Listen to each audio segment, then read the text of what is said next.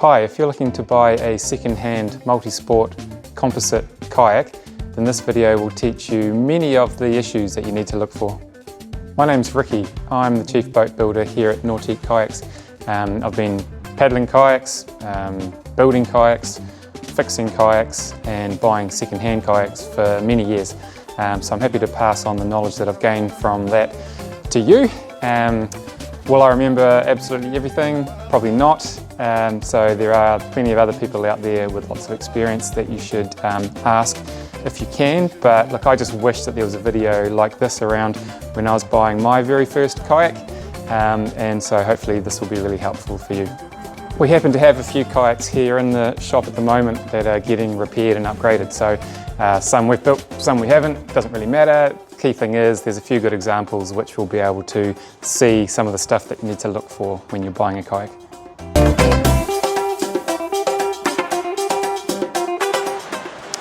So the first thing that you'll generally notice with a kayak is its overall gel coat condition.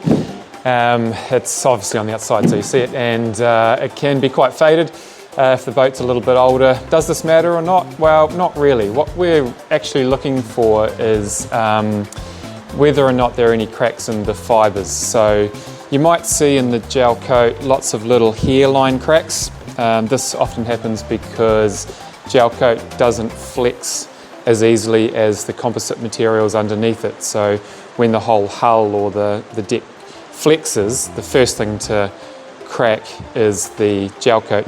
So you might see lots of little hairline, sort of cobwebby type splintering in that. Don't worry too much about that. What we're going to do is search the kayak to see if there's any cracks in the fibres. So starting from one end and moving along, you want to be going right through it and pushing in hard everywhere you can with your hands, getting a feel for a nice uniform feel to it. So you shouldn't feel some hard patches and some soft patches. You quickly get a feel for how stiff that kayak is or how flexible. And looking for any little cracks, and here's one just here. If I see a little crack like this one, I'm going to push on it and give myself a bit of a reference by pushing around that area. Sometimes I do this with my eyes closed so I can sort of engage my feely senses a little bit better. Push down. If it feels different to everything around it, then maybe there's an issue there. This one doesn't. It's just a small crack in the very outer gel coat and maybe some of the fiberglass fibres on the very outside, but there's several layers inside of that of carbon Kevlar hybrid and even some carbon on the inside. So all in all, that is structurally sound. Here's a more significant chip that you might come across, so that gives you a scale. Again, is this important? Well, if I push around it, get a feel for a bit of a reference of what this should feel like, and then push on the area of damage again, it doesn't feel any different. So I wouldn't see this as a really important bit of damage. A gel coat patch over that will fix it. Same with this little one here. But let's have a look at this kayak. This is a really old Scissor Eliminator, and this one's made out of fiberglass only with no Kevlar. And hey, let's do a real nerdy session at the end of this video, eh? And we'll talk about the different types of fabrics and what they mean and what they do. But in the meantime, this is just a fiberglass one, so it doesn't have as much strength to it. That there, if I push around, it's all pretty flexible, but when I push on that, it really tries to fold along that crack. So that's definitely going to need a structural support, and if I was looking to buy this kayak, I'd definitely need to keep that in mind. How much does it cost? Look, that sort of size, you're probably going to be looking anywhere between $100 and $300 to have that fixed, depending on what sort of finish you get on it, what level of finish, and depending on who's doing it. Little ones like we saw back here, we're probably looking at sort of $50 to $100 each for those gel coat patches. Looking at a different boat here that's in for some repairs, we find another crack. This one is Kevlar on the inside, so although I think this has cracked through quite a lot of the outer fibres of fiberglass. The Kevlar on the inside is still reasonably sound, and we'll have a look inside to see that. Alrighty, so we've squirmed right inside of this boat to have a good look, and I'm going to push it from the outside, and we can see that, yeah, although there's a bit of decolouring along that line where it cracked, you can see it's a little bit lighter coloured. Kevlar is so strong that it's very unlikely that it's actually broken or snapped each fibre, so we can push it, and yeah, it is softer because the outer fiberglass has kind of gone, but the inside has held good. So all it needs is a bit more fiberglass to cover it up, so it's not too big a deal. That's not the kind of crack that would stop you from buying a boat. You just have to consider that it's going to need a small repair. Finally, run your hands along the seams. That forces you to have a really close look and a feel of the whole lot. If you see anything that's delaminating, which means peeling away from the surface underneath it, or any cracks along through that seam, they can be quite a bit of work to fix. So that's probably something that you need to consider a lot more. Start by having a good look at just how much play is in the whole rudder system. By play I mean movement on the pivot. So wobble it, see how much it wobbles around. A little bit of wobble's fine, they kind of need to wobble a bit or else they're too tight and they won't twist. But you don't want it sort of clunking side to side really badly. This one's fine. Same thing with the rudder blade itself. A little bit of movement's okay, but not too far. Again, that's probably getting towards the outer extreme, which means that this rudder quadrant's probably getting just a little bit worn. Speaking of rudder quadrants, something you need to check is this bolt here if you're buying an old scissor boat that's had this style of rudder on it. So this is a stainless bolt that goes into an aluminium sleeve inside the stern of the boat. And stainless and aluminium don't actually go along all that well over the long term, but there's reasons why they were used in the construction of the kayak. They can seize a little bit if they haven't been regularly maintained with some grease. So if you've got a spanner on hand, when you go and check an old boat that you're buying with this rudder system, see if you can undo that bolt. This one won't, which means that if this rudder quadrant broke and has to be replaced, we'd actually have to kind of surgically remove the sleeve from inside of the kayak, which is doable. It's not the end of the world, but it's a hassle. So great if you don't have to do that. You also want to check that this rudder blade is not knocking the back of the kayak. There's a little nylon block in here, which does a few jobs, and one of them is to act as a stopper to stop this from coming forward. Now the more time that gets knocked by the rudder, the deeper the groove wears and the further forward the rudder starts to hit. You can get replacement blocks, but hey, you know, if it's another thing you got to do, then if you point that out when you're buying the kayak, you might get another 50 bucks off. While you're at it, check that the bungee or spring system is working good. So it should flip it back down. If it were to be flipped up by a rock or something that you're going over, you want to make sure that's nice and taut. These actually come with an internal spring, but they are pretty prone to blowing out on people, and they're quite fiddly to replace. They are replaceable, but very sort of fiddly. So a lot of people do this system of just throwing a bungee, drilling a hole and putting a bungee in instead, which is a little bit easier to maintain for a lot of people. Continuing on with the rudder, we'll now check the rudder lines, the steering cables, whatever you want to call them. So they're most prone to fraying around any points that are either slipping through a guide like here, or where they're sort of rubbing against a spot like here. So that's the main places to check. These ones look fine. Again, just check inside the kayak if there's any guides. Let's chuck a light on in here.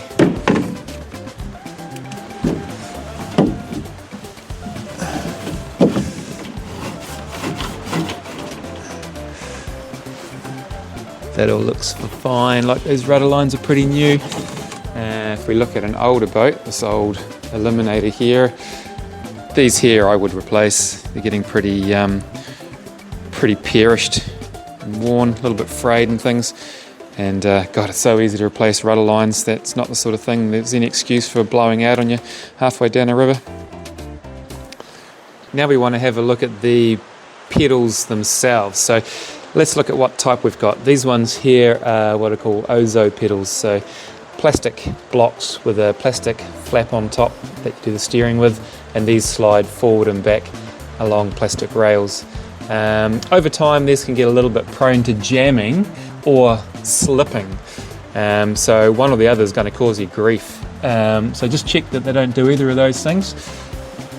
Let's get in there, and there's a little lever that you pull to the side. Make sure that that adjusts. It does, so the lever works well. And then we're going to let it sit back into its slot, and I'm going to push it. Yep, and that's holding nice and tight. So I'll do that on both sides, make sure they work. Looking at a different kayak here. If you've got a foot plate system like this one, and FYI, this has got a pull bar on it, which is why it looks a bit different, then you still want to make sure it's adjustable. So this one has had nylock nuts fitted to it, and I don't think that they're stainless because that's rusting, so you'd want to grab out an 8mm spanner by the look of that, undo it, make sure it's going to undo and it's not going to be a pain for you. Okay, it doesn't end there. We're going to pull the foot plate right out and make sure that all of the moving parts on the back side of it are in good condition. So first of all, check the ends of the straps, make sure that whatever holds them in hasn't rusted out. It looks like it's in good condition, and check the straps themselves aren't wearing through. You don't want those to let go on you halfway down the Waimak Gorge. Check the bungees on the back of those pedals, make sure that they're in good nick as well. Look, it's not a big deal to replace these, but if you're going to have to do it, you might as well know it before you buy it.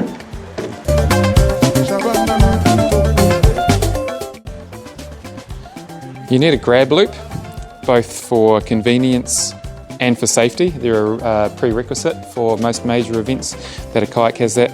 So check A, that it's there, and B, that it isn't fraying around the entry and exit of the hole that they go through, whatever style it has.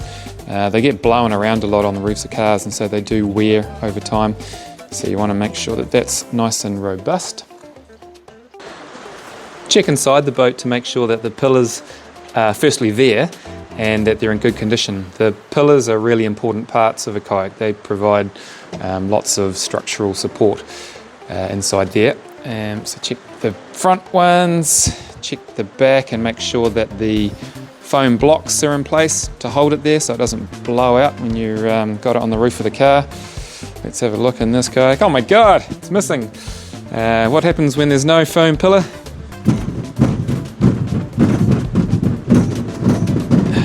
Pushes around really easily. Okay, let's talk seats for a little bit. Now, they're really specific, and you might sit in it for 5 minutes and it feels okay, but 5 hours feels very un-okay. You're not going to find that out when you're doing a quick look over a kayak, so that may be something that you need to work on later on and replace as the weeks and months go on of using the kayak and you work things out. There's different options out there. But when you're looking at the kayak for the first time, what you do want to check is that it's been installed correctly so it hasn't caused damage to the kayak that's going to give you grief later on. So let's have a look inside these two kayaks now. The first thing I'm going to do is just check that there's a foam block underneath at the front, and I can feel it at the back as well. That's good, so that's in place, and it means that the seat itself's not going to have been under any sort of undue strain, so it's not going to have created big cracks in there. Most of the repairs I do on seats are because the foam block's been lost or washed away or whatever, and so the seats ended up cracking. That said, you don't want all of the weight of a seat sitting on the hull. It needs to take as much of its weight as it can through the bolts into the side here in the cockpit hangers. Reason being is that as a rock scrapes along the bottom surface of the kayak, it will go flex, flex, flex, flex until it comes to where the seat's sitting on it, in which case it kind of goes bang. So when you're going down a long river and you're hitting thousands of rocks, it's going bang, bang, bang, right on that spot. And you can see how this has worn on that spot because of that through the gel coat. Eventually that'll go right through the composite as well. So once you've had a look at how the seat is sitting in there, if you're a bit concerned, again, just have another look underneath the kayak and check out that area, make sure that there isn't any sort of untoward wearing. The last thing that you want to check here is the cockpit rim, and to do that, I'm just going to get my fingers under it, give it a good pull up all the way around. That, make sure there's no cracks in it, and make sure that none of the bog holding it in has come loose. That all feels really good. I hope you found this video useful. Remember to subscribe to this channel if you want to see more videos that are released in this tech series.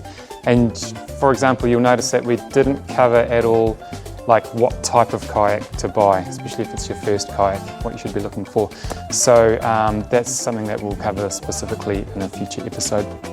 Now, if you want to know even more about the fabrics that we use in building kayaks, then follow me over to the Nerd Corner.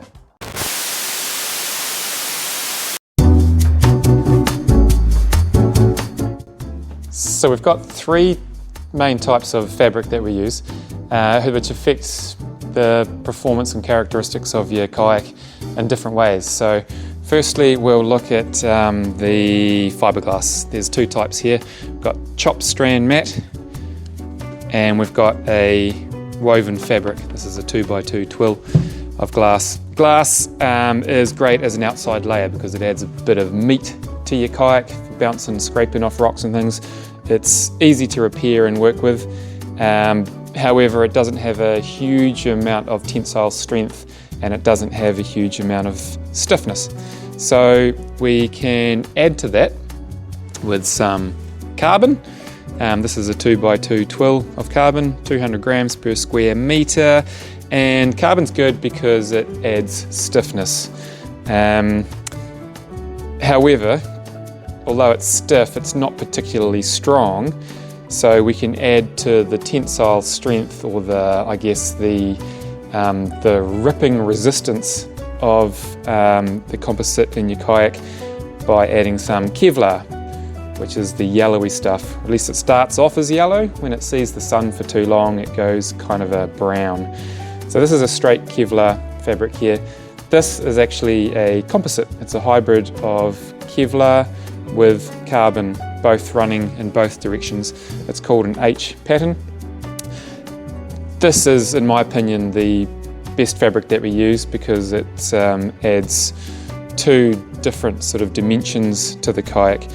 If I could only keep one of these fabrics, it would undoubtedly be the Kevlar. I think it's got the best characteristics of all of them, but the three together just sort of seem to create like a magic. I'm going to use some scissors to show the difference in the strength of these. How easy they cut basically shows how easy they're going to rip or break. So chopped strand mat. Again, this will be about the same because it's glass. Carbon. Kevlar. Whoop. Nah, too strong. That's why we make bulletproof vests out of it. I'm going to take a second to explain why we build kayaks the way we do, or in the order that we do. So from the outside of a kayak, you've got gel coat, then you've got glass, and then you've got Kevlar, carbon, hybrids. When a rock hits a kayak, or your kayak lands on a rock, the kayak is forced around that obstacle, rock or whatever. Okay, so it forces it to bend this way. When I bend the sheet like that, the very, very strong Kevlar just won't break. Okay, so you've got the glass on the inside of the radius, which is being compressed. You've got the very, very strong Kevlar on the outside. That's not going to break. Okay, so that works really, really well. If we were to do it the other way, so if we had the glass as the last thing we put on and it was forced to bend the other way, oh dear. And that's why we do it how we do it. So if you really like geeking out on that stuff like we do, then feel free to ask any questions you want us to cover in the comments below. Otherwise, thanks for watching this video, and we'll see you in the next one.